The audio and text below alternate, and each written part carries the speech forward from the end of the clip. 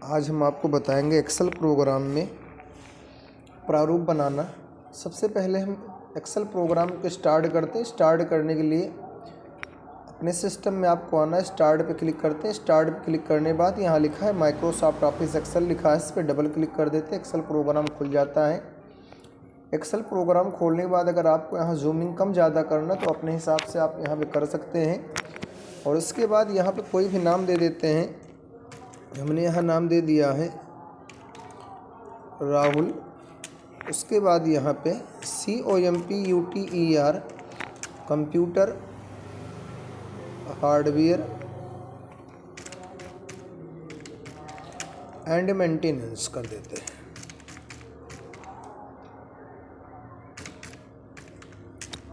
कोई भी एड्रेस कर देते हैं। हमने यहाँ से कर दिया है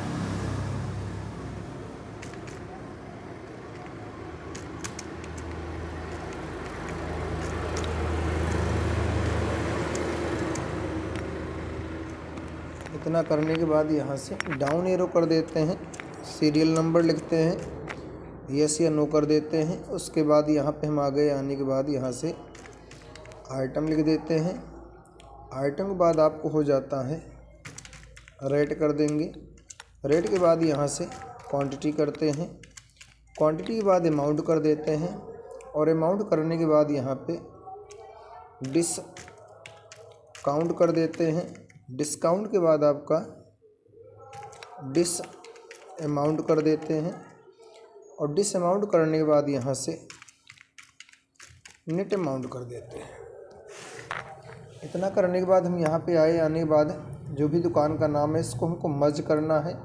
सबसे पहले हम सिलेक्शन करते हैं। सिलेक्शन करने के बाद राइट बटन दबाते हैं। राइट बटन दबाने के बाद आपको आना है, नीचे देखिए लिखा मिल रहा है फॉर्मेट सेल्स है, इस पर क्लिक करते हैं। क्लिक करने के बाद अलाइनमेंट दिखाई देता है। अलाइनमेंट पे क्लिक करते हैं। हॉरिजॉन्टल में इसमें जर्नल लगा, आपको यहाँ पे सेंटर लगाना है। वर्टिकल में बॉटम लगा, इस पे सेंटर लगा देना है।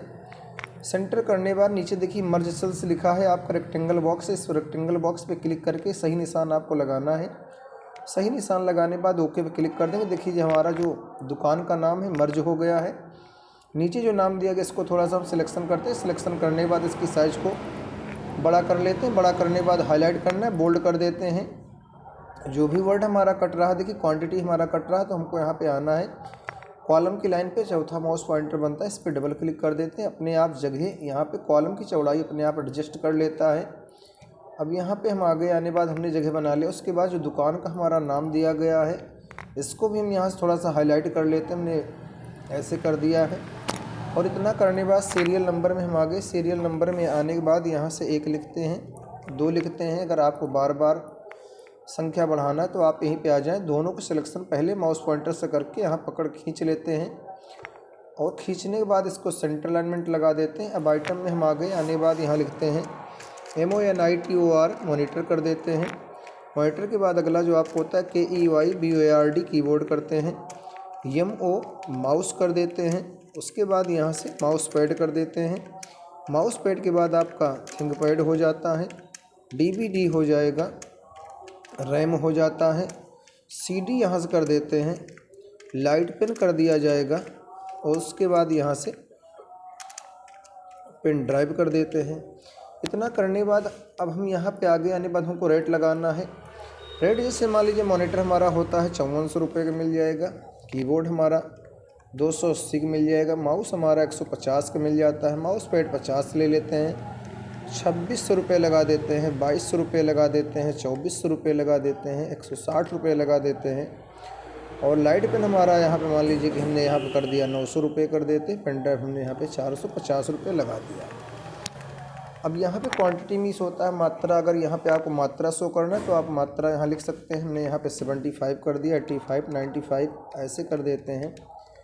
कोई भी आप संख्या यहाँ पे दे सकते हैं मात्रा में। हमने यहाँ पे ऐसे मात्रा कर दिया। मात्रा करने के बाद अमाउंट पे हमारा फार्मूला लगेगा। डिस्काउंट मिस होता है। छूट जैसे मान लो हमको यहाँ छूट दिखाना 13% दिखाना है। अब जब यहाँ हमने 13 लिखा, 13 लिखा तो देखिए हमारा यहाँ पे परसेंट निशान नहीं लग रहा है। अगर एक्सेल प्रोग्राम में आपको परसेंट का निशान लगाना है तो परसेंट लगाने के लिए हम यहाँ पे आते हैं। आने बाद यहाँ से लेकर जहाँ तक आपको परसेंट लगाना उसका सिलेक्शन कर लीजिए। सिलेक्शन करने के बाद सिलेक्टेड एरिया के अंदर राइट बटन दबाते हैं। फॉर्मेट सेल्स पे क्लिक करते हैं। ये आपका नंबर लिखा है, नंबर पे क्लिक करते हैं। सबसे देखिए बीच में लिखा है परसेंटेज लिखा है, इस परसेंटेज पे क्लिक करते हैं। लिखा है डेसिमल प्लेसेस, दशमलव के 2 स्थान तक अगर आपको जीरो दिखा तो आप जीरो दिखा सकते हैं।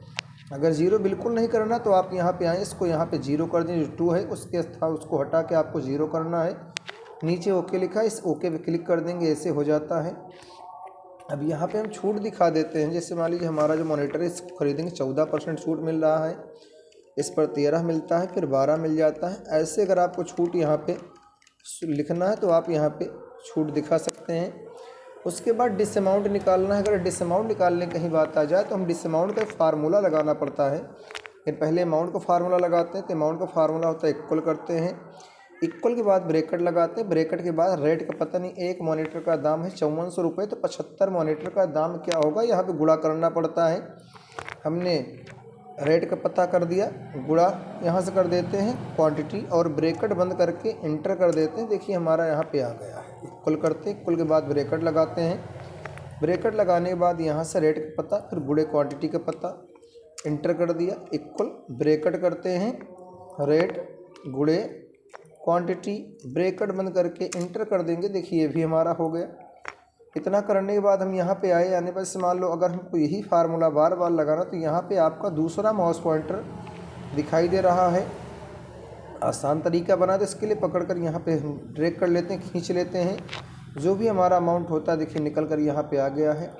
उसके बाद हमको डिसअमाउंट निकालना है। डिसअमाउंट का फार्मूला बिल्कुल आसान होता है, इक्वल करते, इक्वल के बाद ब्रैकेट, अमाउंट का पता हमको लिखना रहेगा E4 गुणे यानी गुणा करना पड़ेगा डिस्काउंट का पता और ब्रैकेट बंद करके यानी इक्वल ब्रैकेट E4 गुणे F4, उसके बाद ब्रैकेट बंद, इंटर जैसे करते हैं निकल आया है।